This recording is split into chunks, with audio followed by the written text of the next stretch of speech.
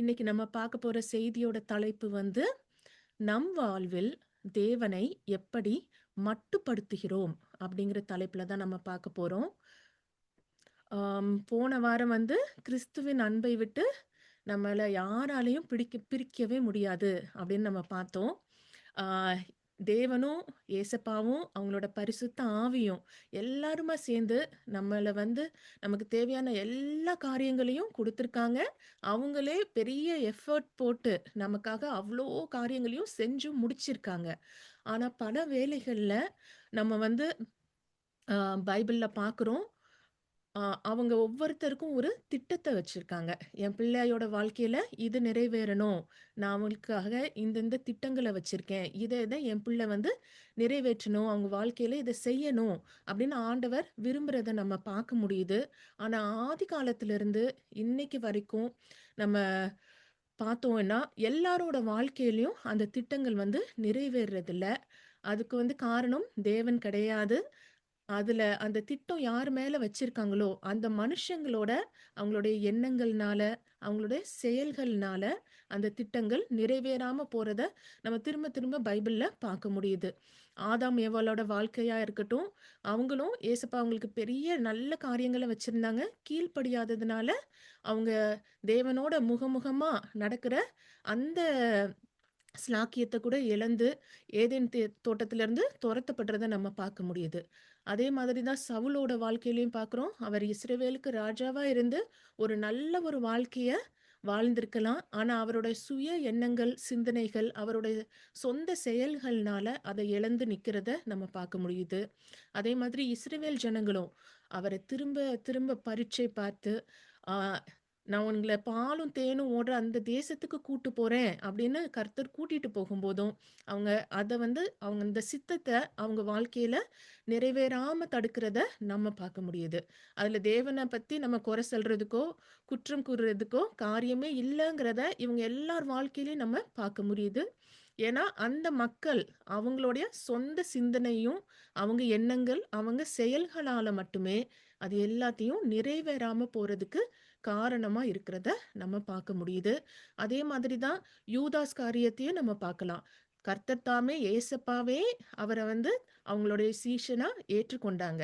ஆனா, அதுல அவர் நிலைத்திருந்து ஒரு நல்ல ஒரு பிள்ளையா வாழ்றதுக்கான கிருபை இருந்துமே, அவருடைய சொந்த முயற்சியினாலயும், அவருடைய சொந்த அந்த செயல்னாலயும் அவர் எல்லாத்தையும் இழந்து போனதையும் நம்ம பார்க்கிறோம். அதே மாதிரி தான் நம்ம வாழ்க்கையிலயும் நம்ம வந்து தேவன மட்டுப்படுத்துறதுக்கு நம்மளால முடியும் அப்படிங்கிறது இவங்க எல்லார் வாழ்க்கையில இருந்து நமக்கு தெரியுது. சில வேளையில நம்ம கீழ்ப்படியாம போறதுனால, இல்லன்னா கோபப்படுறதுனால, இல்லன்னா விசுவாசம் இல்லாததுனால, பயப்படுறதுனால, இந்த மாரி நெறைய காரியங்கள் இருக்கு. அது என்னலாம் அப்படிங்கிறத தான் நம்ம இன்னைக்கு பார்க்க போறோம். முதலாவது நம்ம இஸ்ரவேல் ஜனங்கள் அவங்கள எப்படி மட்டுப்படுத்துனாங்கங்கிற அந்த வசனத்த பார்க்க போறோம். சங்கீதம் 78வது அதிகாரம் 40லிருந்து 43 வரைக்கும் நம்ம பார்த்தோம்னா, எத்தனை தரமோ வனாந்தரத்திலே அவருக்கு கோபம் மூட்டி, அவாந்தர வெளியிலே அவரை விசனப்படுத்தினார்கள்.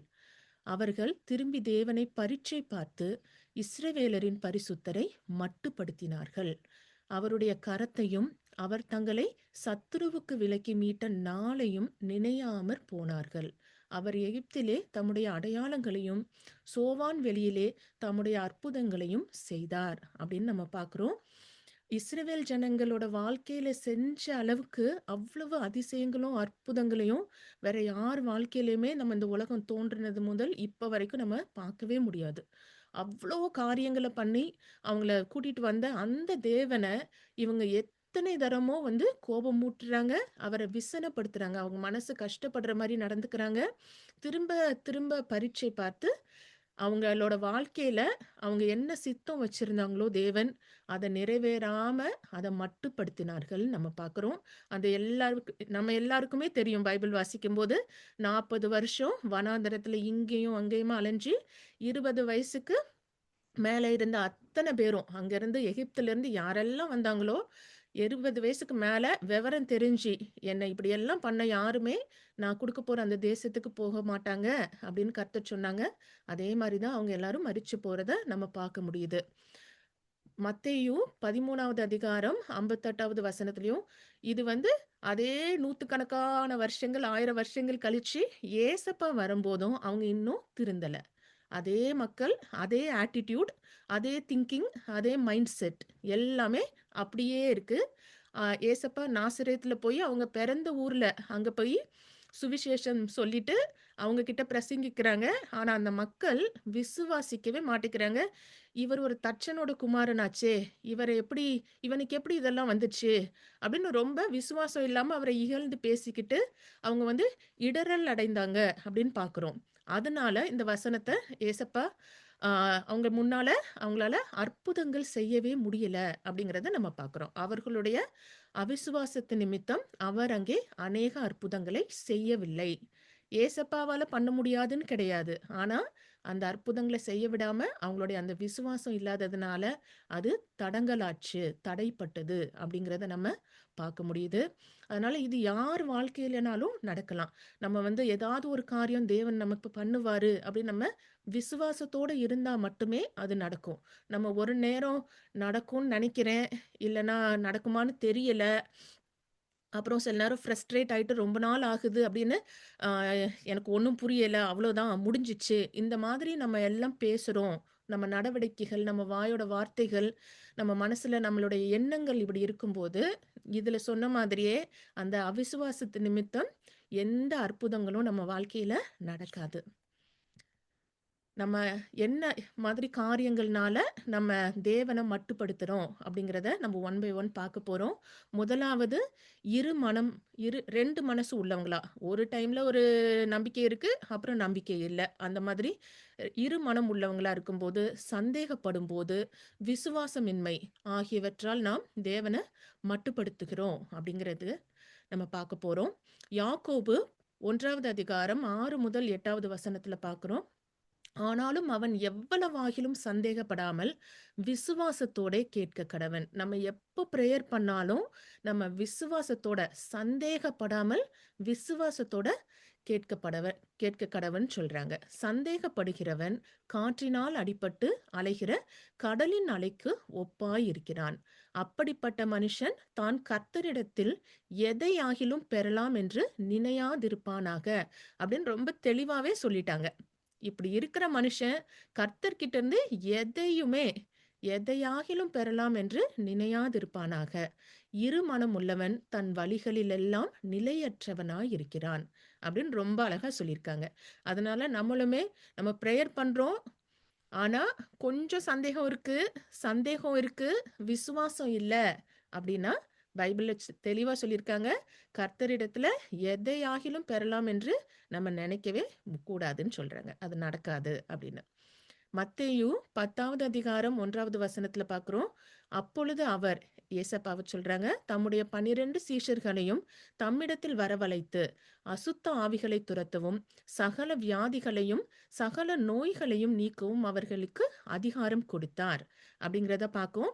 இது வந்து 10வது அதிகாரத்திலேயே ஏசப்பா வந்து அவங்கள கூப்பிட்டு எல்லா அதிகாரத்தையும் குடுத்துட்டாங்க. நம்ம 17வது அதிகாரத்துக்கு வரோம். அங்க 15லிருந்து 20வது வசனத்துல பார்க்கிறோம். ஆண்டவரே, என் மகனுக்கு இரங்கும். அவன் சந்திரரோகியாய் கொடிய வேதனைப்படுகிறான். அடிக்கடி தீயிலும் அடிக்கடி ஜலத்திலும் விழுகிறான். அவனை உம்முடைய சீஷர்களிடத்தில் கொண்டு வந்தேன். அவனை சொஸ்தமாக்க அவர்களால் கூடாமற் போயிற்று என்றான். போன 10வது அதிகாரத்துல தான் பார்த்தோம். ஏசப்பா அவங்களுக்கு என்னென்ன தேவையோ அதுக்கான அதிகாரத்த அவங்களுக்கு ஆல்ரெடி குடுத்துட்டாங்க. ஆனா, சீஷர்கள்ட்ட நான் கூட்டிட்டு போனேன். என் பையன அவங்களால சுகமாக்க முடியல அப்படின்னு அந்த பையனோட அப்பா வந்து ஏசப்பாட்ட சொல்றாங்க. ஏசப்பா அதுக்கு என்ன சொல்றாங்க? இயேசு பிரத்யுத்தரமாக, "விசுவாசம் இல்லாத மாறுபாடுள்ள சந்ததியே, எதுவரைக்கும் நான் உங்களோட இருப்பேன்? எதுவரைக்கும் உங்களிடத்தில் பொறுமையாய் இருப்பேன்?" அப்படிங்கிற 2 காரியத்த கேட்குறாங்க. விசுவாசமே இல்லாம இருக்கிறீங்களே! நான் எவ்ளோ நாள் இப்படியே உங்க கூடவே நடந்துகிட்டு, இதெல்லாம் எல்லாத்தையுமே நான் ஒரே ஆளா எத்தன நாள் உங்க வாழ்க்கையில இத நான் பண்ணிக்கிட்டே இருப்பேன்? எவ்ளோ நாள் நீங்க இந்த விசுவாசம் இல்லாம இருப்பீங்க? இத பார்த்துக்கிட்டு நான் எப்படி பொறுமையா இருப்பேன்? அப்படின்னு சொல்லிட்டு, அவனை என்னிடத்தில் கொண்டு வாருங்கள் என்றார். இயேசு பிசாசை அதட்டினார். உடனே அது அவனை விட்டு புறப்பட்டது. அந்நேரமே அந்த இளைஞன் சொஸ்தமானான். அப்பொழுது சீஷர்கள் இயேசுவினிடத்தில் தனித்து வந்து, தனியே கூப்பிட்டுட்டு போயி, "அதைத் துரத்திவிட எங்களால் ஏன் கூடாமற் போயிற்று?" என்று கேட்டார்கள். அதுக்கு ஏசப்பா என்ன சொல்றாங்க? அதற்கு இயேசு, "உங்கள் அ அவிசுவாசத்தினாலே தான்" அப்படின்னு சொல்றாங்க. "உனக்கு விசுவாசம் இல்ல. நான் உனக்கு அந்த பவர், அத்தாரிட்டி எல்லாத்தையுமே உனக்கு குடுத்துருக்கேன். ஆனா, உனக்கு விசுவாசம் இல்லாததுனால, உன்னால அத பண்ண முடியல" அப்படின்னு சொல்றாங்க. அந்த மாதிரி தான் தேவன் நமக்கு எல்லா வல்லமையும் குடுத்துமே, நம்ம விசுவாசிக்கலனா, நம்ம வந்து தேவன் நம்ம மூலமா செயல்படவே முடியாது. அதனால இதுல தேவன் மேல நம்ம பழி சொல்லவோ, குற்றம் சுமத்தவோ முடியவே முடியாது. அவங்க அழகா சொல்றாங்க. "உங்கள் அவிசுவாசத்தினால தான் கடுகு விதை அளவு அவிசுவாசம் உங்களுக்கு இருந்தால், நீங்கள் இந்த மலையைப் பார்த்து, இவ்விடம் விட்டு அப்புறம் போ என்று சொல்ல, அது அப்புறம் போகும். உங்களால கூடாத காரியம் ஒன்றும் இராது என்று மெய்யாகவே உங்களுக்கு சொல்லுகிறேன்." அப்படின்னு அவங்களுக்கு மட்டும் இல்ல, நம்ம ஒவ்வொருத்தருக்குமே ஏசப்பா இத சொல்லியிருக்காங்க. அவங்க பிள்ளைங்களா. அதனால இவ்ளோண்டு விசுவாசம் நீ வச்சுட்டு, இந்த மலைய பார்த்து உன் வாழ்க்கையில இருக்கிற எவ்ளோ மலை போன்ற அந்த காரியம் எதுவா இருந்தாலும், அத பார்த்து நீ இவ்விடம் விட்டு அப்புறம் போ அப்படின்னு நீ சொல்லு. அது போயிரும் அப்படின்னு சொல்றாங்க. நம்மளால கூடாத காரியம் ஒன்றுமே இல்லன்னு ஏசப்பா சொல்லியிருக்கிறாங்க. அதே மாதிரி தான் திரும்ப மத்தேயு 13வது அதிகாரம் 54லிருந்து 58வது வசனத்துல பார்க்கிறோம். அந்த விசுவாசம் இல்லாததுனால ஏசப்பா அ அற்புதங்கள் செய்யல அப்படிங்கிற அந்த காரியத்த நம்ம பார்க்கிறோம். தாம் வளர்ந்த ஊரிலே வந்து அவர்களுடைய ஜெப ஆலயத்திலே அவர்களுக்கு உபதேசம் பண்ணினார். அவர்கள் ஆச்சரியப்பட்டு, "இவனுக்கு இந்த ஞானமும் பலத்த செய்கைகளும் எப்படி வந்தது? இவன் தச்சனுடைய குமாரன் அல்லவா? இவன் தாய் மரியாள் என்பவள் அல்லவா? யாக்கோபு, யோசே, சீமோன், யூதோ என்பவர்கள் இவனுக்கு சகோதரர் அல்லவா? இவன் சகோதரிகள் எல்லாரும் நம்மிடத்தில் இருக்கிறார்கள் அல்லவா? இப்படி இருக்க இதெல்லாம் இவனுக்கு எப்படி வந்தது?" என்று சொல்லி அவரைக் குறித்து இடறல் அடைந்தார்கள். இயேசு அவர்களை நோக்கி, "தீர்க்கதரிசி ஒருவன் தன் ஊரிலும் தன் வீட்டிலுமே அன்றி வேறெங்கும் கனவீனம் அடையான்" என்றார். அவர்களுடைய அவிசுவாசத்து நிமித்தம் அவர் அங்கே அநேக அற்புதங்களை செய்யவில்லை அப்படின்னு நம்ம பார்க்குறோம். அதனால நம்ம விசுவாசம் இல்லாம இருந்துட்டு நம்ம ஏசப்பாவ குற்றம் சொல்லி பிரயோஜனமே நம்ம கிடையாது. அதனால விசுவாசம் ரொம்ப ரொம்ப முக்கியம். நம்ம வாழ்க்கையில எது நடக்கணும்னாலும். ஸோ அதனால விசுவாசம் இல்லாததுனால நம்ம ஏசப்பாவ மட்டுப்படுத்த முடியும். அடுத்த காரியம் கீழ்ப்படியாமல் இருக்கிறதுனால நம்ம எல்லாரும் தேவன மட்டுப்படுத்தற முடியும் அப்படிங்கிறத நம்ம பார்க்குறோம். ரோமர் 5வது அதிகாரம் 19வது வசனத்துல பார்க்கிறோம். அன்றியும் ஒரே மனுஷனுடைய கீழ்ப்படியாமையினாலே அநேகர் பாவிகளாக்கப்பட்டது போல, ஒருவருடைய கீழ்ப்படிதலினாலே அநேகர் நீதிமான்களாக்கப்படுவார்கள் அப்படின்னு பார்க்கிறோம். அந்த கீழ்ப்படியாம போனவங்க ஆதாமும் ஏவாளும் தான். அவங்களுடைய கீழ்ப்படியாமையினால எல்லாருமே பாவிகளானோம். அதே மாதிரி கீழ்ப்படிதல் உள்ள ஒருத்தர் வந்து அந்த ஒருவருடைய கீழ்ப்படிதல்ங்கிறது ஏசப்பாவ அவங்க அப்பாவோட வார்த்தைக்கு கீழ்ப்படிந்து அந்த சிலுவையில நமக்காக மரித்ததுனால நம்ம எல்லாருமே இன்னைக்கு நீதிமான்களா ஆக்கப்பட்டிருக்கோம். எபிரேயர் 4வது அதிகாரம் 6வது வசனமும் 9லிருந்து 11வது வசனத்திலயும் நம்ம பார்க்கிறோம். ஆகையால் சிலர் அதில் பிரவேசிப்பது இன்னும் வரப்போகிற காரியமாய் இருக்கிறபடியினாலும், சுவிசேஷத்தை முதலாவது கேட்டவர்கள் கீழ்ப்படியாமையினாலே அதில் பிரவேசியாமற் போனபடியினாலும், அப்படின்னு அவர் வந்து யார மென்ஷன் பண்றாங்கன்னா, அந்த இஸ்ரவேல் ஜனங்கள தான் திரும்பியும் சொல்றாங்க. ஏசப்பா முதல்ல இஸ்ரவேல் ஜனங்களுக்கு தான் அந்த சுவிசேஷத்த குடுக்குறதுக்கு வந்தாங்க. ஆனா, அவங்க ஒருத்தருமே ஏசப்பாவ மதிக்கல. அவங்களோட வார்த்தைக்கு ஒருத்தரும் கீழ்ப்படியல. அவரு தான் நம்ம தேடிக்கிட்டு இருக்க மேசியா அப்படிங்கிறத அவங்க ஒருத்தருமே உணரவே இல்ல. கடைசி வரைக்குமே அவங்க அவங்க பிடிச்ச பிடியிலே இருந்துட்டு, "எனக்கு எல்லாம் தெரியும்" அப்படின்னு தேவனுடைய வார்த்தைக்கும், ஏசப்பாவுக்கும் கீழ்ப்படியாம போனதுனால, அவங்க வந்து இஸ்ரவேல் ஜனங்கள்ல ரொம்ப கொஞ்சம் பேர் தான் ரட்சிக்கப்பட்டாங்க. ஏசப்பா இருந்த காலகட்டத்தில. மத்த எல்லாருமே ஏசப்பாவ சிலுவையில அறைய சொல்லி, எங்களுக்கு இவர் வேண்டான்னு ஆ தள்றத நம்ம பார்க்குறோம். அதனால நம்ம எல்லாரும் கூட அந்தே காரியத்தை செய்யக்கூடாது அப்படிங்கிறத தான் 9வது வசனத்துல பார்க்கிறோம். ஆகையால் தேவனுடைய ஜனங்களுக்கு இளைப்பாறுகிற காலம் இனி வருகிறதாய் இருக்கிறது. ஏனெனில் அவருடைய இளைப்பாறுதலில் பிரவேசித்தவன் தேவன் தம்முடைய கிரியைகளை முடித்து ஓய்ந்தது போல தானும் தன் கிரியைகளை முடித்து ஓய்ந்திருப்பான். ஆகையால் அந்த திருஷ்டாந்தத்தின்படி ஒருவனாகிலும் கீழ்ப்படியாமையினாலே விழுந்து போகாதபடிக்கு நாம் இந்த இளைப்பாறுதலில் பிரவேசிக்க ஜாக்கிரதையா இருக்க கடவோம் அப்படின்னு மத்த எல்லாருக்கும் வந்து ஆம், பவுல் சொல்றாங்க ரொம்ப அழகா. நீங்க எல்லாரும் கேர்ஃபுல்லா இருங்க. அவங்களோட எக்ஸாம்பிள பாருங்க. கீழ்ப்படியாம நம்ம பழைய மோசே காலத்துல இருந்தே பார்க்குறோம். கீழ்ப்படியாததுனால அவங்க பட்ட பாடுகள் எல்லாத்தையுமே அதே கீழ்ப்படியாம இருந்து விழுந்து போகாதபடிக்கு நீங்க எல்லாரும் ரொம்ப ஜாக்கிரதையா இருங்கன்னு. நம்ம ஆதாமோட ஏவாளோட வாழ்க்கையில, சவுலோட வாழ்க்கையில, தாவீது கூட பெத்சேபாவோட தேவனுக்கு அவருடைய வார்த்தைக்கு கீழ்ப்படியாம தவறு பண்றாரு. சாலமோனோட வாழ்க்கையிலயும் முதல் பாதியில நல்ல மனுஷனா இருந்தாலும், 2வது பாதியில வந்து அவரோட மனைவிமாரோட பேச்ச கேட்டு தேவனுக்கு விரோதமான காரியங்கள் எல்லாத்தையும் செஞ்சு கீழ்ப்படியாம, அவரு ரொம்ப சின்ன வயசுலயே இறந்து போயிர்றாரு. இஸ்ரவேலர் ஜனங்கள நமக்கு தெரியும். யோனாவையும் நமக்கு தெரியும். அவரும் கீழ்ப்படியாம ஏசப்பா இங்க போன்னு சொன்னா, அவர் ஆப்போசிட் டைரக்ஷன்ல ஓடிப்போக ட்ரை பண்ணாரு. அந்த மாதிரி நம்ம கீழ்ப்படியாம இருக்கும்போது, நம்ம வாழ்க்கையில தேவனுடைய சித்தம் என்னவோ அது வந்து நிறைவேற முடியாது. அதனால நம்ம கையில தான் அது இருக்குது. அடுத்த காரியமும் நம்ம கிறிஸ்டியன்ஸாவே இருந்தாலும், இன்னைக்கு கூட நம்ம நெறைய பேர பார்க்க முடியுது. ரொம்ப பயமும், பதட்டமும் உள்ளவங்களா இருக்கிறத நம்ம பார்க்க முடியுது. அது அவங்க நேச்சரா இருக்கு. பட் நம்ம பைபிள்லயே பார்க்குறோம். "நான் உங்களுக்கு பயத்தின் ஆவிய தரவே இல்ல" அப்படின்னு தான் ஏசப்பா நமக்கு சொல்லியிருக்கிறாங்க. அதனால நம்ம பயத்தோடையும், பதட்டத்தோடும் இருக்கிறவங்களா இருந்தா, அப்படி இருக்கிறது மூலமா நம்ம தேவனுடைய சித்தம் நம்ம வாழ்க்கையிலயும், நம்ம பிள்ளைங்க வாழ்க்கையிலயும், நம்ம சுத்தி இருக்கிறவங்க வாழ்க்கையில நிறைவேறாம நம்ம தடுக்க முடியும். அத தான் நம்ம பார்க்க போறோம். 1 சாமுவேல் 17வது அதிகாரம் 10 முதல் 11வது வசனத்துல, இது எல்லாருக்குமே தெரிஞ்ச கதை தான். சவுலும் அவருடைய ஆர்மி எல்லாரும் இருக்காங்க. அந்த பக்கம் கோலியாத் இருக்கிறாரு. கோலியாத் சொல்றாரு, பின்னும் அந்த பெலிஸ்தன், நான் இன்றைய தினம் இஸ்ரவேலுடைய சேனைகளை நிந்தித்தேன். நான் நாம் ஒருவரோடு ஒருவர் யுத்தம் பண்ண ஒருவனை விடுங்கள் என்று சொல்லிக் கொண்டு வருவான். அவன் வந்து மொத்த ஆர்மியும் சண்டை போடணுங்கிறது அங்க வந்து இது கிடையாது. ஒரு கோலியாத் அவங்க சைடுல இருந்து வருவான். இவங்க இஸ்ரவேல் சைடுல இருந்து ஒருத்தர் வரணும். வந்து சண்டை போடணும். யார் வின் பண்றாங்களோ, அவங்க வந்து அடுத்தவங்கள கைப்பற்றிக்கலாம் அப்படிங்கிறது தான் டீல். ஆனா, இத கேட்ட சவுலும், இஸ்ரவேலர் அனைவரும் அந்த பெலிஸ்தனுடைய வார்த்தைகளை கேட்டு கலங்கி மிகவும் பயப்பட்டார்கள் அப்படிங்கிறத பார்க்கிறோம். ஆ, நம்ம இந்த சிச்சுவேஷன நம்ம பொறுமையா யோசிச்சு பார்த்தோம்னா, இப்போ சவுல், தாவீது பேசின அதே வசனங்கள, அதே விசுவாசத்தோட அங்க நின்னு, "நீ யாரு என் தேவன இப்படி பேசுற? என்னோட தேவன நீ நிந்திக்க முடியுமா?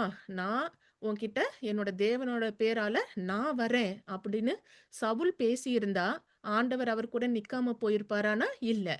அவர் வந்து பயப்படாம, விசுவாசத்தோட அங்க நின்றிருந்தார்னா, தேவன் அவர் மூலமா நிச்சயமா கோலியாத்த வீழ்த்தி வெற்றிய குடுத்திருப்பாங்க. ஆனா, இந்த மக்கள் எல்லாருமே அவனுடைய அந்த உயரத்தையும், அவனோட சைஸையும் பார்த்து பயந்து மட்டும் தான் நிக்கிறாங்க. அவங்க பயந்து 1 நாள், 2 நாள் இல்ல, 40 நாள் அவன் சொல்றதெல்லாம் கேட்டுட்டு, தினம் தினம் வந்து இப்படியே நிக்கிறாங்க. அவங்க பயந்துட்டு நிக்கிற வரைக்கும், தேவன் அவங்க மூலமா எதையுமே செய்யலங்கிறது நம்ம பார்க்க முடியுது. நான் தாவீது வந்த அன்னைக்கு, தாவீது இவன் யாரு? நம்மள இப்படி பேசுறதுக்கு, நம்முடைய தேவனை இவன் எப்படி பேசலாம்? அப்படின்னு தாவீது வந்து உள்ள இறங்குன உடனேயே, தேவன் அவருக்கு அந்த வெற்றிய குடுக்கிறத நம்ம பார்க்க முடியுது.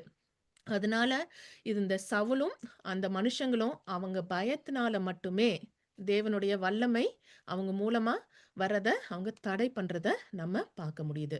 அதே தான் நம்ம பேதுரு வாழ்க்கையிலும் பார்க்கிறோம். மத்தேயு 14வது அதிகாரம் 28லிருந்து 31வது வசனத்திலயும் பேதுரு அவரை நோக்கி, "ஆண்டவரே, நீரே ஆனால் நான் ஜலத்தின் மேல் நடந்து உம்மிடத்தில் வர கட்டளையிடும்" என்றான். அதற்கு அவர், "வா" என்றார். அப்பொழுது பேதுரு படவை விட்டிறங்கி இயேசுவினிடத்தில் போக ஜலத்தின் மேல் நடந்தான். காற்று பலமாயிருக்கிறதைக் கண்டு பயந்து அமிழ்ந்து போகையில், "ஆண்டவரே என்னை இரட்சியும்" என்று கூப்பிட்டான்.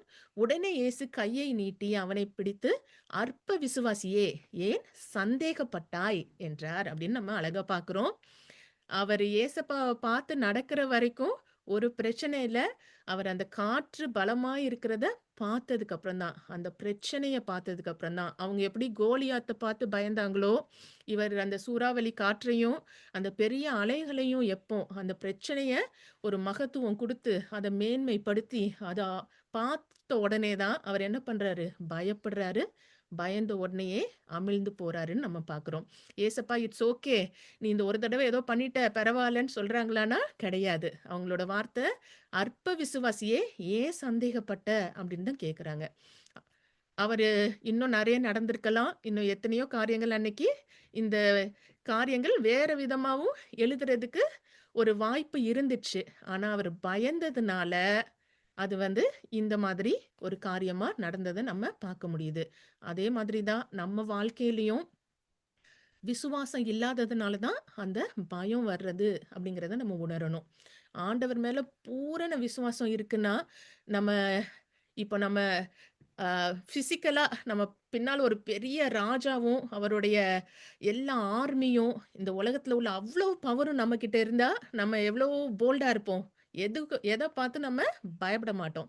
அதே எண்ணத்தோட அந்த விசுவாசம் நமக்கு இருக்கணும். என் தேவனும், அவர் குடுத்த வல்லமையும் எல்லாமே எனக்கு இருக்கு. நான் எத பார்த்தும் பயப்பட மாட்டேங்கிற அந்த சிந்தனை நம்ம ஒவ்வொருத்தருக்குமே இருக்கணும். அதனால இவங்களோட வாழ்க்கையில அழகா பார்க்குறோம். இவங்க எல்லாருமே பயந்ததுனால தேவனுடைய வல்லமை அவங்க வாழ்க்கையில நிறைவேற முடியல. அவங்க இதோட நெறைய காரியங்கள் அழகா பண்ணியிருக்கலாம். அவங்க வாழ்க்கையில இந்த கதை வேற மாரியும் இருந்திருக்கலாம். சவுல் கோலியாத்த வெற்றி சிறந்தார்ன்னு கூட இருந்திருக்கலாம். ஆனா சவுல் பயந்ததுனால நடக்கல. பேதுரு கடல்ல நல்லாவே இன்னும் நெறைய நடந்தாருன்னு கூட எழுதியிருக்கலாம். அதையும் பயந்ததுனால அவரு இழந்து போனத நம்ம பார்க்க முடியுது. அடுத்தது, இதுவும் ரொம்ப காமனான விஷயம் தான். பல வேளைகள்ல நம்ம நான் ரொம்ப பெர்ஃபெக்ட். மத்தவங்க எல்லாம் தான் தப்பு. என்கிட்ட எந்த தப்புமே இல்ல. அப்படிங்கிற எண்ணம் நமக்கு பல வேளைகள்ல இருக்கு. அததான் இதுல பார்க்கிறோம். சுயநீதியுடன் சுத சுயநீதியுடனும், பெருமையுடனும் இருப்பதன் மூலம் நாம் தேவனை மட்டுப்படுத்துகிறோம். அப்படின்னு யாக்கோப்பு 4வது அதிகாரம் 5 முதல் 6வது வசனத்துல பார்க்கிறோம். நம்மில் வாசமாயிருக்கிற ஆவியானவர் நம்மிடத்தில் வைராக்கிய வாஞ்சையாய் இருக்கிறார் என்று வேத வாக்கியம் வீணாய் சொல்லுகிறதென்று நினைக்கிறீர்களா? அவர் அதிகமான கிருபையை அளிக்கிறாரே.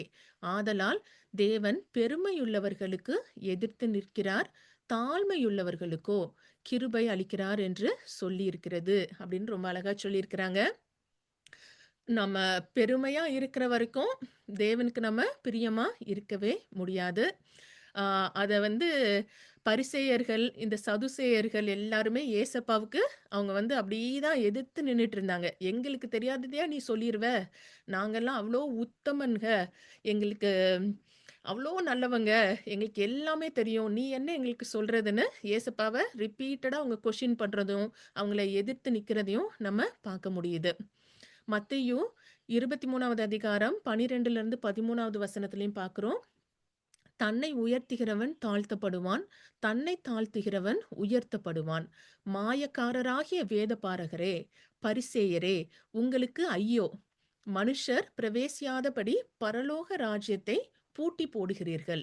நீங்கள் அதில் பிரவேசிக்கிறதும் இல்லை.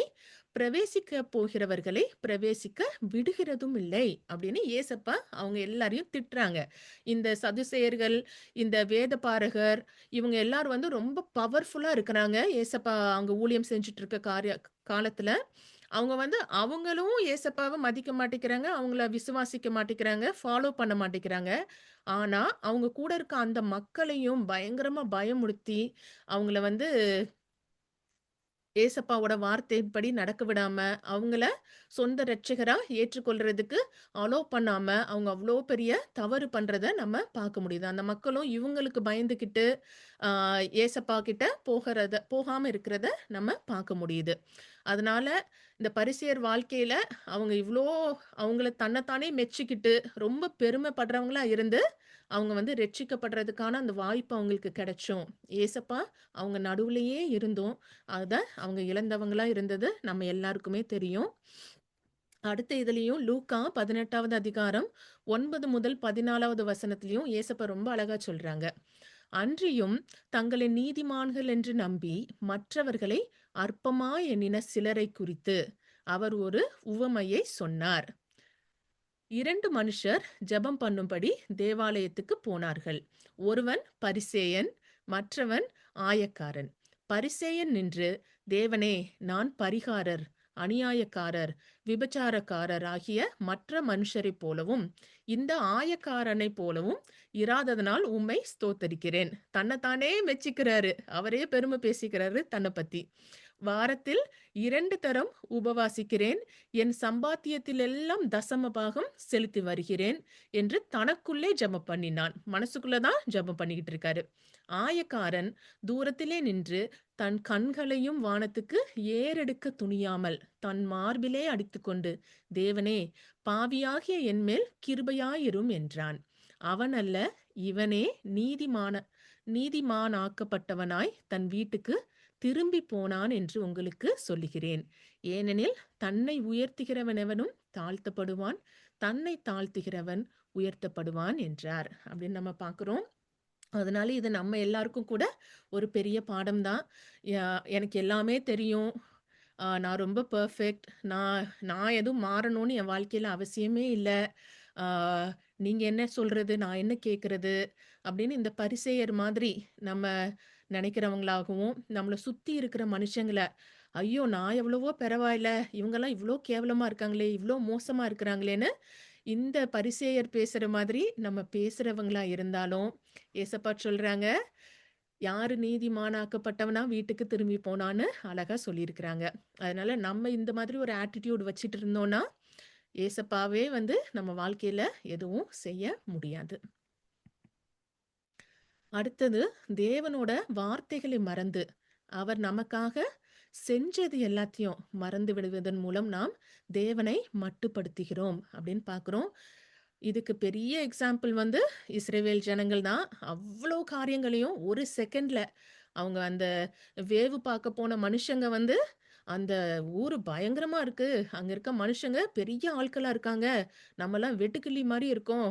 அப்படி இப்படின்னு ஒரு கெட்ட செய்திய குடுத்த உடனே, அவங்க ஒரே நிமிஷத்துல அவங்களுக்கு தேவன் பண்ண அவ்வளவு காரியங்களையும் மறந்து, உடனே அவங்க கலாட்டா பண்ணிட்டு, கோபப்பட்டுட்டு, அழுதுகிட்டு, அவங்க வந்து அந்த ஆசீர்வாதத்த இழந்து போறத நம்ம பார்க்க முடியும். ஆனாலும் இது வந்து அவங்களுக்கு திரும்ப திரும்ப மோசேயும், ஆண்டவரும் திரும்ப திரும்ப அவங்களுக்கு இது கட்டளைகள குடுக்குறாங்க. தேவனோட வார்த்தையையும், நான் பண்ற காரியங்களையும் நீங்க மறக்காதீங்க அப்படின்னு அவங்க சொல்றத நம்ம பார்க்க முடியுது.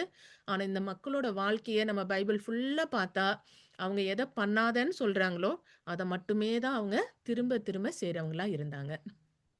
உபாகமம் 8வது அதிகாரம் 1வது வசனம், 2வது 11வது வசனம். நீங்கள் பிழைத்து பெருகி கர்த்தர் உங்கள் பிதாக்களுக்கு ஆணையிட்டு கொடுத்த தேசத்திலே பிரவேசித்து அதை சுதந்தரிக்கும்படி நான் இன்று உங்களுக்கு விதிக்கிற எல்லா கட்டளைகளின்படியும் செய்ய சாவதானம் சாவதானமாய் இருப்பீர்களாக அப்படின்னு சொல்றாங்க. எல்லாத்தையுமே எல்லா கட்டளைகளையும் நீங்க செய்யறதுக்கு உங்க மனசுல இடம் குடுங்க அப்படின்னு சொல்றாங்க. அப்போதான் நீங்க அந்த தேசத்துல பிரவேசிச்சு, அத சுதந்தரிச்சு கொள்ள முடியும் அப்படிங்கிறத. 2வது வசனத்திலயும் சொல்றாங்க, உன் தேவனாகிய கர்த்தர் உன்னை சிறுமைப்படுத்தும்படிக்கும், தம்முடைய கட்டளைகளை நீ கைக்கொள்வாயோ, கொள்ள மாட்டாயோ என்று அவர் உன்னை சோதித்து, உன் இருதயத்தில் உள்ளதை நீ அறியும்படிக்கும், உன்னை இந்த 40 வருஷமளவும் வனாந்தரத்திலே நடத்தி வந்த எல்லா வழியையும் நினைப்பாயாக. நீ உன்னை எதையெல்லாம் தாண்டி உன்னோட வாழ்க்கைய திரும்பி பாரு. இந்த 40 வருஷமும் உன்னை எப்படி நடத்திட்டு வந்தாரு அப்படிங்கிறத நீ நினைச்சுக்கோ அப்படிங்கிறத மோசே அழகா சொல்றாங்க. உன் தேவனாகிய கர்த்தரை மறவாதபடிக்கும் நான் இன்று உனக்கு விதிக்கிற அவருடைய கற்பனைகளையும் நியாயங்களையும் கட்டளைகளையும் கை கொள்ளாமற் போகாதபடிக்கும் எச்சரிக்கையா இரு அப்படின்னு சொல்றாங்க. நீ முதல்ல உன் தேவனையும் மறந்துடாத. அவர் உனக்கு செஞ்ச எல்லா காரியங்களையும் உன் வாழ்க்கையில நடந்த எல்லா அந்த அதிசயங்கள் அற்புதங்களை திரும்பி பார்த்து நீ எல்லாத்தையும் நினைவு கூறு. அவருடைய கட்டளைகள், அந்த கற்பனைகள், நியாயங்கள் எல்லாத்தையுமே கை கொள்ளாம போகாதபடிக்கு எச்சரிக்கையா இரு அப்படின்னு சொல்றாங்க.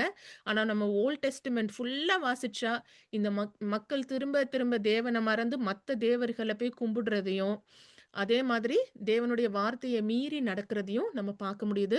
அவங்க அப்படி செய்யும்போது, தேவன் தாமே அவங்க வாழ்க்கையில ஒண்ணுமே செய்ய முடியாது.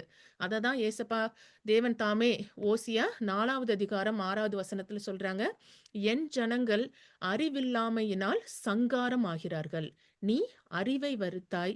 ஆகையால் நீ என் ஆசாரியனாய் இராதபடிக்கு நானும் உன்னை வெறுத்து விடுவேன். நீ உன் தேவனுடைய வேதத்தை மறந்தாய்.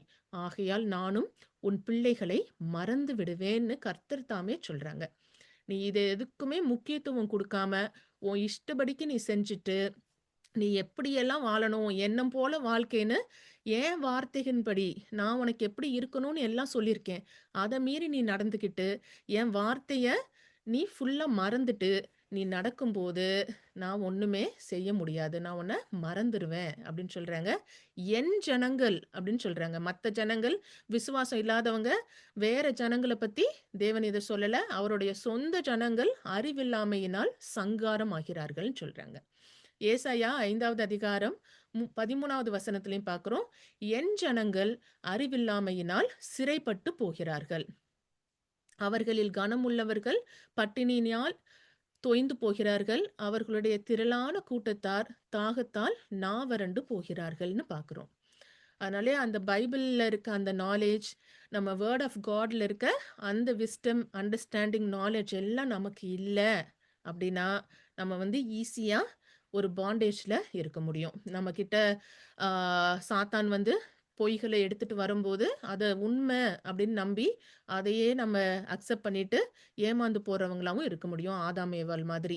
தேவன் அப்படியா சொன்னாரு? அப்படின்னு கேட்கும்போது, நமக்கு அந்த வார்த்தை ஞாபகம் இல்ல. அத முழுசா புரியல, தெரியலன்னா, ஈஸியா சாத்தான் நம்மள குழப்பிடுவான். அதனால திரும்ப திரும்ப கர்த்தர் தாமே சொல்றாங்க, என்னுடைய ஜனங்கள் அறிவில்லாமையினால சங்காரம் ஆகிறார்கள்ன்னு. அதனால நமக்கு கர்த்தர் தாமே ஹோலி ஸ்பிரிட்ட குடுத்திருக்காங்க. அவங்களுடைய வார்த்தை நம்ம எல்லாரோட கைகள்லயும் இப்போ இருக்கு. அதனால நமக்கு எந்த எக்ஸ்கியூஸுமே கிடையாது. அதனால அவங்க வார்த்தையில அந்த அறிவில்லாமையினால நம்ம எல்லாருமே தேவனுடைய சித்தம் நம்ம வாழ்க்கையில நடக்காம நம்மளால மட்டுப்படுத்த முடியும். அடுத்தது, இதுவும் ரொம்ப முக்கியமான காரியம். நம்மளுடைய இதயங்கள்ல மன்னிக்காமையும், அந்த கசப்புணர்வையும் வச்சிருக்கிறதன் மூலமா நம்ம தேவன மட்டுப்படுத்த முடியும். மத்தேயு 18வது அதிகாரம் 21லிருந்து 22வது வசனத்துல பார்க்கிறோம். அப்பொழுது பேதுரு அவரிடத்தில் ஏசப்பா கிட்ட ஆண்டவரே, என் சகோதரன் எனக்கு விரோதமாய் குற்றம் செய்து வந்தால் நான் எத்தனை தரம் மன்னிக்க வேண்டும்? 7 தரம் மட்டுமோ என்று கேட்டான். அதற்கு இயேசு, 7 தரம் மாத்திரமல்ல, 770 தரம் மட்டும் என்று உனக்கு சொல்லுகிறேன் அப்படின்னு ஏசப்பா அழகா சொல்லியிருக்காங்க. 7 தரம் மட்டும் இல்ல, 770 தரம் மட்டும் நீ பண்ணணும். அதே மாதிரி அந்த மத்தேயு 18வது அதிகாரத்திலே நம்ம கன்டினியூஸா வாசிக்கும்போது, இந்த வசனங்களுக்கு முன்னால ஏசப்பா ஒரு உவமையா சொல்றாங்க, மன்னிக்கிறத பத்தி. ஒரு ராஜா பரலோக ராஜ்யம் எப்படி இருக்கு அப்படின்னு சொல்லிட்டு, ஒரு ராஜா இருக்கிறாரு.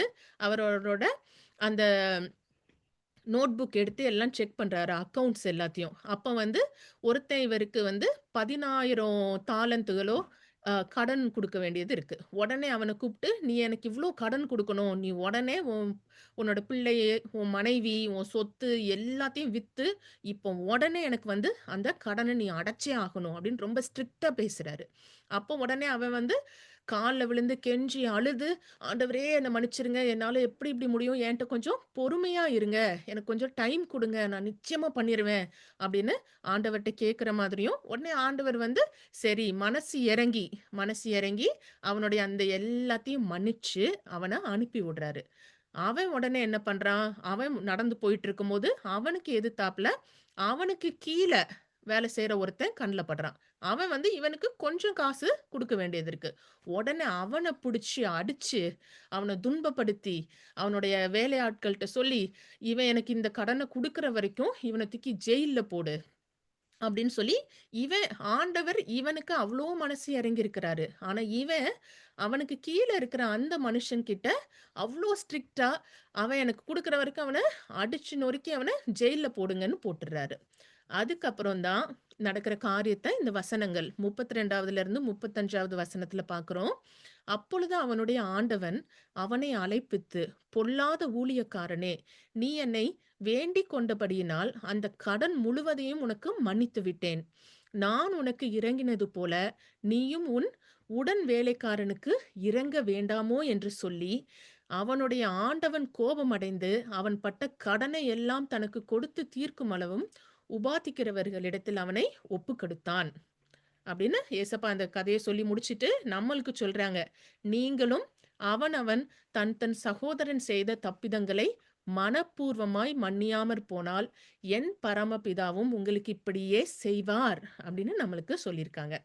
நீங்க, நாங்க, தேவனும், நான் ஏசப்பாவும் நான் உங்களுக்காக வந்து என் உயிரையே குடுத்து, உங்களோட பாவம் எல்லாத்தையும் நான் மன்னிச்சிருக்கேன். நீ ஒரு அற்ப மனுஷனா இருந்துட்டு, உன் கூட இருக்கிறவங்க எல்லாரையும் நான் மன்னிக்க மாட்டேன். உங்களுக்கு தெரியாது. அவங்க என்னென்ன பண்ணாங்கன்னு உங்களுக்கு தெரியாது. அவங்க அவ்ளோ மோசமான காரியம் பண்ணாங்க. இல்ல என்ன அப்படி பேசிட்டாங்க. அ என்னை இது செஞ்சுட்டாங்க. அப்படி இப்படின்னு ஒரு 1000 எக்ஸ்கியூஸ் குடுத்தாலும், நம்ம எல்லாருமே இறந்ததுக்கு அப்புறம் ஏசப்பா முன்னால தான் போய் நிக்கணும். அப்ப இத தான் கேட்பாங்க. நானும் என் அப்பாவும் உங்களுக்கு எல்லாத்தையும் மன்னிச்சோமே, உன்னால இது பண்ண முடியாதான்னு நம்ம எல்லாருக்கும் இத கேட்பாங்க. அவங்க அழகா சொல்லியிருக்காங்க. "நீ இத மன்னிக்காம போனா, என்னுடைய பரமபிதாவும் உங்களுக்கு இப்படியே செய்வார்ன்னு" வேற நமக்கு சொல்லியிருக்கிறாங்க. அதனால நம்ம மனசுல இந்த கெட்ட எண்ணங்கள் இருக்கிறது நல்லது கிடையாது. ஏன்னா நம்ம அத தான் அழகா எபேசியர் 4வது அதிகாரம் 26லிருந்து 27வது வசனத்துல சொல்றாங்க. நீங்கள் கோபம் கொண்டாலும் பாவம் செய்யாதிருங்கள். சூரியன் அஸ்தமிக்கிறதற்கு முன்பாக உங்கள் எரிச்சல் தணிய கடவது. மெயினா எதுக்காகன்னா, பிசாசுக்கு இடம் கொடுக்காமலும் இருங்கள் அப்படின்னு சொல்லியிருக்காங்க. நம்ம மனசுல இந்த வஞ்சகத்தையும், இந்த கோபத்தையும், அந்த ஒரு பிட்டர்னஸ்ன்னு சொல்லுவாங்க. ஒரு கசப்புணர்வு நம்ம மனசுல அப்படியே ஆ ஒருத்தர பத்தி எரிச்சல் பட்டுக்கிட்டு, கோபப்பட்டுக்கிட்டு நம்ம அப்படி இருக்கும்போது, நம்ம யாருக்கு இடம் குடுக்கோம்? பிசாசுக்கு நம்மளையே அறியாம இடம் குடுத்துருவோம். அவன் இன்னும் நம்ம மைண்ட்ல வந்து ஒரு 4, 5 ஐடியா எக்ஸ்ட்ராவா நமக்கு குடுப்பா. அவங்க உன்ன இப்படி பண்ணாங்க பாத்தியா? நீ பண்றதெல்லாம் சரிதான். நீ இப்படி மன்னிக்கவே கூடாது.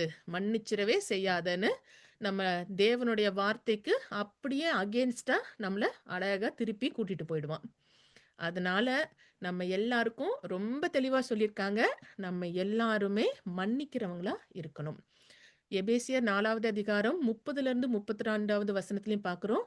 அன்றியும் நீங்கள் மீட்கப்படும் நாளுக்கென்று முத்திரையாக பெற்ற தேவனுடைய பரிசுத்த ஆவியை துக்கப்படுத்தாதிருங்கள். சகலவிதமான கசப்பும், கோபமும், மூர்க்கமும், கூக்குரலும், தூஷணமும், மற்ற எந்த துர்க்குணமும் உங்களை விட்டு நீங்க கடவது. ஒருவருக்கொருவர் தயவாயும் மன உருக்கமாயும் இருந்து, கிறிஸ்துவுக்குள் தேவன் உங்களுக்கு மன்னித்தது போல நீங்களும் ஒருவருக்கொருவர் மன்னியுங்கள் அப்படின்னு நமக்கு ரொம்ப அழகா சொல்லியிருக்காங்க.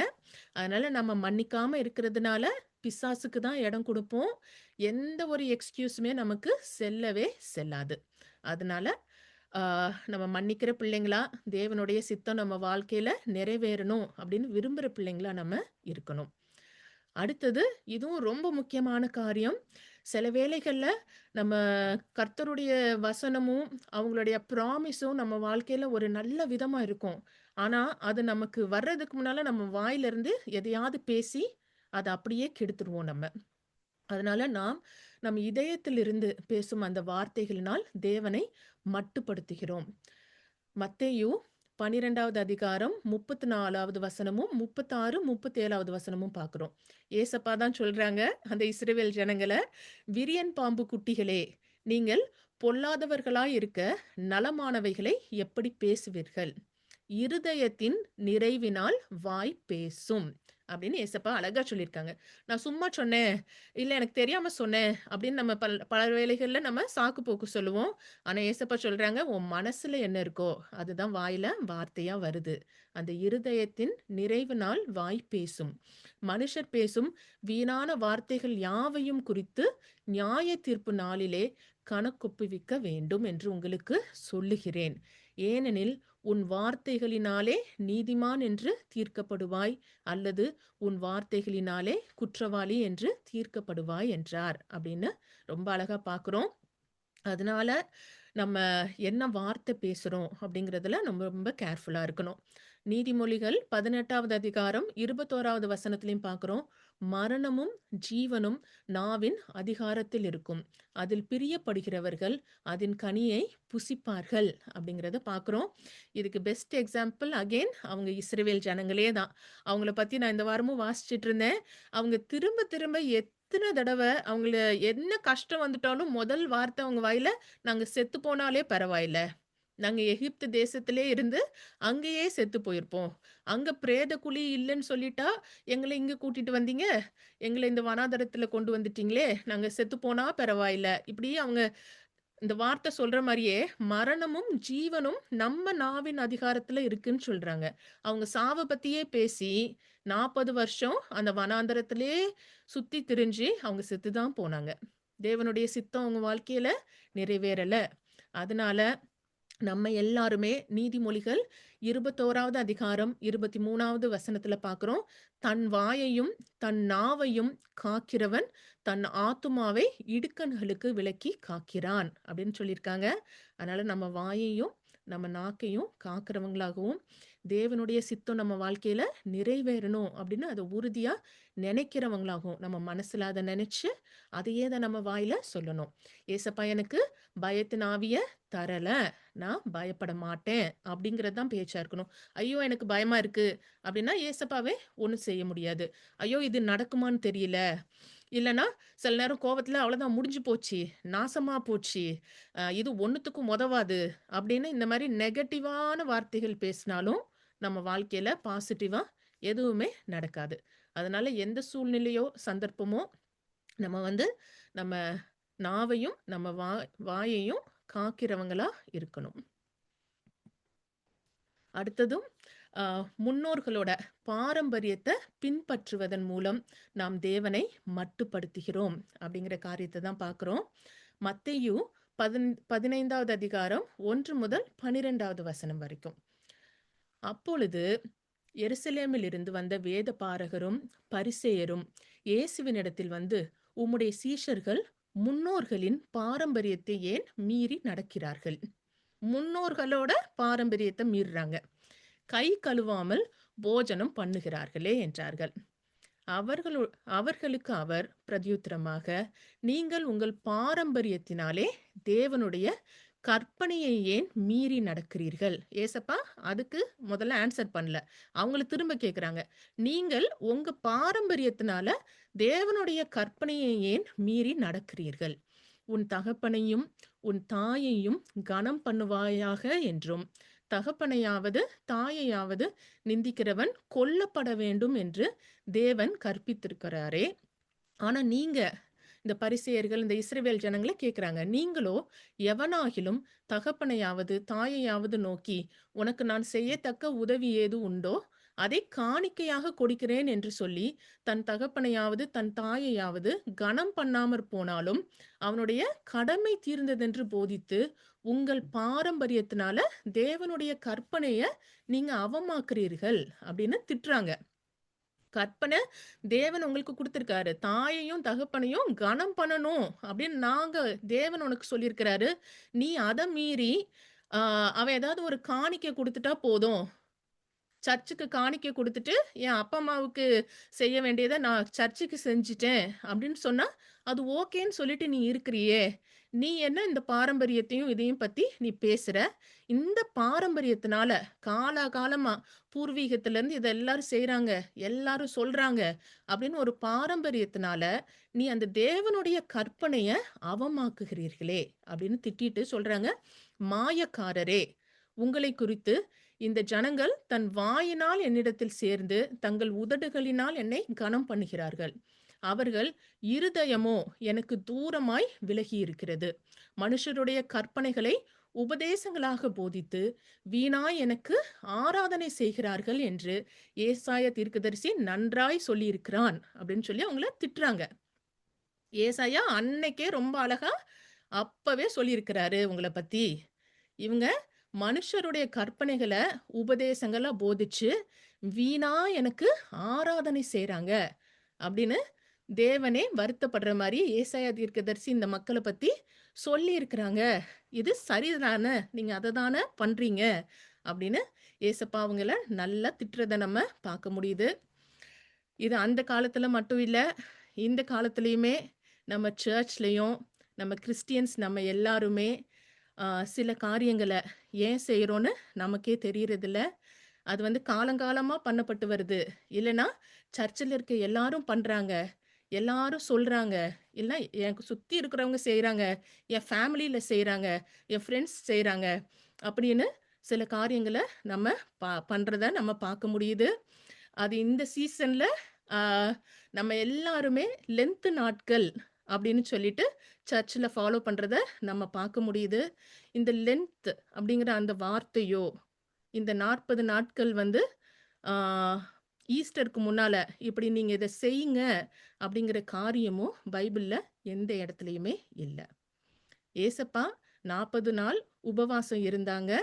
அது வந்து அவங்க ஊழியத்த தொடங்குறதுக்கு முன்னால, அவங்களோட 29, 30வது வயசுல அவங்க வந்து பரிசுத்த ஆவியால ஏவப்பட்டு 40 நாள் வனாந்தரத்துல உபவாசம் இருந்தாங்க. அந்த நேரத்துல சாத்தான் வந்து அவர சோதிச்சாரு அப்படிங்கிறத நம்ம அ மேத்யூ, லூக், ஜான் எல்லா இதுலயுமே நம்ம பார்க்க முடியும்.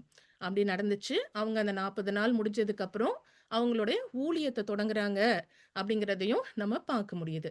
ஆனா அந்த காரியத்தையும், இந்த ஈஸ்டர் டைமையும் எப்படியோ 2யும் லிங்க் பண்ணி, அத ஒரு ரிச்சுவல் மாதிரி நம்ம சர்ச்சஸ் எல்லாத்துலயும் ஃபாலோ பண்ண ஆரம்பிச்சுட்டாங்க. அதுக்குள்ள ஒரு ஆ விதவிதமான ஒரு ட்ரெடிஷன்ஸ் வேற இருக்கு. சில பேர் வீட்ல நாங்க நான்வெஜ் சாப்பிட மாட்டோம் அப்படின்னு சொல்றாங்க. ஆ ஆனா பைபிள்ல ஏசப்பா நம்ம யார்கிட்டயுமே, "நீ எனக்காக 40 நாள் நான்வெஜ் சாப்பிடாம இரு" அப்படின்னு சொல்லல. அதோட இன்னும் என்னால நம்ப முடியாத காரியம் வந்து, நல்ல காரியம் செய்ய மாட்டோம் அப்படிங்கிறாங்க. அ எந்த நல்லதும் இந்த காலத்துல அந்த டைம்ல நாங்க செய்ய மாட்டோம்ன்னு. அது எத குறிக்குதுன்னா, ஏசப்பா இன்னும் செத்து போன மாதிரியே எல்லாரும் பிஹேவ் பண்ற மாதிரி இருக்குது. இப்போ நம்ம தமிழ் கல்ச்சர்ல ஒரு வீட்ல யாரோ இறந்துட்டாங்கன்னா, நல்ல விசேஷம் எதுவும் செய்ய மாட்டாங்க. அது எத்தன நாளைக்கோ செய்ய மாட்டாங்க.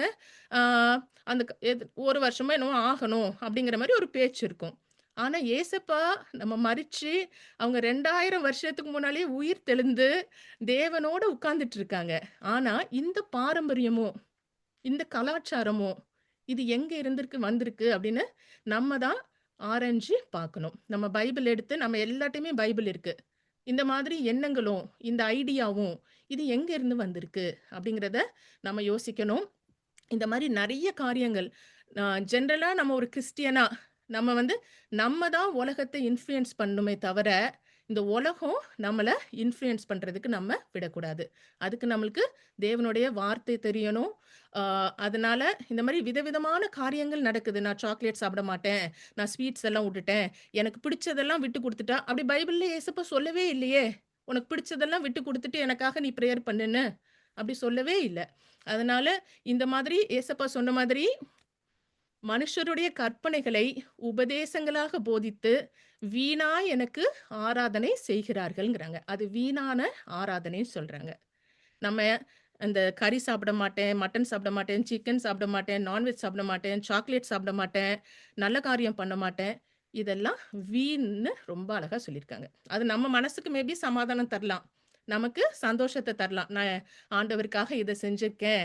40 நாள் இத நான் செஞ்சேன்னு, நமக்கு தான் அது ஒரு சமாதானத்தையும், சந்தோஷத்தையும் நமக்கு மேலாக தருமே தவிர, அது வந்து ஒரு வீணான ஆராதனை அப்படிங்கிறத நம்ம உணரணும். அதே மாதிரி தான் நம்ம கிறிஸ்மஸ் டைம்லயும் பார்க்குறோம். சாண்டா கிளாஸ் வந்து ரொம்ப ஃபேமஸா இருக்கிறாங்க. அந்த சாண்டா கிளாஸ் யாருக்காக என்ன செஞ்சாருன்னு பார்த்தா, எதுவும் கிடையாது. அவரு எப்படி நம்ம சபைக்குள்ளேயும், நம்ம சர்ச்சுக்குள்ளேயும் வந்தாருன்னு நமக்கு தெரியல. இந்தியால எப்படியோ, இங்க யுகேல கிறிஸ்மஸ்ன்னு வந்துட்டா அவங்க முதல் கேட்கிற வார்த்தை ஜீசஸ் பத்தி யாருமே பேச மாட்டாங்க. எங்க போனாலும் சாண்டா கிளாஸ் வராரா? அவர் கிஃப்ட் கொண்டு வராரான்னு. எனக்கு அப்படியே கத்தி கத்தி சொல்லணும் போல இருக்கும். இல்ல ஏசப்பா தான் வந்தாங்க. நம்ம எல்லாருக்கும் ஒரு பெரிய கிஃப்ட்ட குடுத்தாங்க. அவங்க உயிரையே நமக்காக குடுத்தாங்க. நீங்க அத மறந்துட்டு சாண்டா கிளாஸ் எல்லாரும் கொண்டாடுறீங்களே! அப்படின்னு சொல்லணும்னு இருக்கும். ஸோ அந்த மாதிரி தான் பல வேளைகள்ல ஏசப்பா இவங்கள திட்டுற மாதிரி ஒரு பாரம்பரியம், ஒரு சம்பிரதாயம், அ மனுஷங்களுடைய கற்பனை இது எல்லாரும் செய்றாங்க அப்படின்னு நம்ம அத செய்றதன் மூலமா நம்ம தேவன மட்டுப்படுத்த முடியும். நம்ம இதெல்லாம் விட்டு குடுக்குறதுனாலயும், இதெல்லாம் நம்ம செய்றதுனாலயும், ஏசப்பா நமக்காக எதுவும் செய்ய போறது கிடையாது. அத உணர்ந்தவங்களா நம்ம இருக்கணும். இதெல்லாம் பைபிள்ல இருக்கா? ஏசப்பா இத பண்ண சொல்லியிருக்கிறாங்களா? இத நம்ம எதுக்காக பண்றோம்? அப்படிங்கிறத நம்ம எல்லாருமே இத சிந்திச்சு பார்க்கணும். நீங்களும் பைபிள்ல வாசிச்சு பாருங்க. ஆ இத பத்தி உங்களுடைய எண்ணங்கள், சிந்தனைகளையும் எனக்கு WhatsAppல சொல்லுங்க. ஆம், அடுத்ததா நம்ம மெசேஜோட முடிவுக்கு வந்துட்டோம். அதனால அ நம்ம வாழ்க்கையில நம்ம எப்படியெல்லாம் தேவன மட்டுப்படுத்த முடியும்னு பார்த்தோம். நம்மளுடைய இரு மனசால, சந்தேகத்தால, விசுவாசம் இல்லாததுனால, கீழ்ப்படியாம இருக்கிறதுனால, பயத்தோடையும், பதட்டத்தோட இருக்கிறதுனால, நான் தான் பெரியவன், எனக்கு எல்லாம் தெரியும் அப்படிங்கிற அந்த சுய நீதியோடையும், பெருமையோடையும் இருக்கிறதுனால. தேவனுடைய வார்த்தைகளையும், அவங்க நமக்காக செஞ்ச எல்லா காரியங்களையும் மறந்து போறதுனாலயும், நம்ம இதயங்கள்ல நம்ம ஒவ்வொருத்தரும் மன்னிக்காம இருக்கிறதுனாலயும், அந்த கசப்பான உணர்வ வச்சிருக்கிறதுனாலயும் கூட, நம்ம வாழ்க்கையில தேவன் வந்து பூரணமா செயல்பட முடியாது. ஏன்னா, அது ஒரு இடத்துல ஒரு ஒரு தடையா இருந்துகிட்டே இருக்கும். நம்ம இதயத்திலிருந்து நம்ம பேசுற வார்த்தையும் ஒரு பெரிய தடையா இருக்க முடியும். இந்த முன்னோர்களோட பாரம்பரியத்த பின்பற்றதுனாலயும், நம்ம தேவனுடைய அந்த வல்லமை நம்ம வாழ்க்கையில நிறைவேறாம நம்மளால தடுக்க முடியும்.